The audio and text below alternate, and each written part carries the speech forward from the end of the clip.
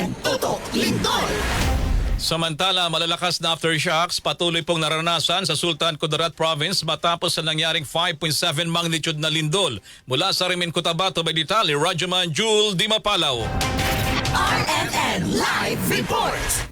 Patuloy na nakararanas ng mga pagyanig sa loob at labas ng Bangsamoro Autonomous Region kasunod ng magnitude 5.7 na lindol. Alauna kaninang madaling araw na sumentro sa karagatan ng Calamansig, Sultan Kudarat Province sa nasabing lalawigan. Kaagad na sinuspindi ni Governor Dato Pax Ali Manguda Dato ang pasok sa lahat ng antas ng pribado at pampublikong paralan, gayon din ang pasok sa trabaho sa lahat ng government agencies. Ipinag-utos din ng gobernador ang preemptive evacuation sa mga residente ng Libak at Calamansig na sentro na mga pagyanig. Sa Cotabato City naman, kaagad na sinuspindi ni Mayor Muhammad Bruce Matabalaw ang klase simula ngayong araw hanggang bukas January 29 bilang hakbang para sa kaligtasan ng mga estudyante, guro at empleyado. May mga mag-aaral na rin sa Cotabato City Central Pilot Elementary School ang inilabas at pansamantalang nanatili sa field para maiwasan ang posibleng panganib matapos manalasa ang pagyanig sa kalagitnaan ng klase. Kaninang alas 9 ng umaga bago pa man ang class suspension. Sa ngayon ay patuloy na pinag-iingat ang lahat at pinapayuhan na maging alerto at mapagmatiyag sa lahat ng oras dahil patuloy ang mga aftershock. Kasama mo sa DXMY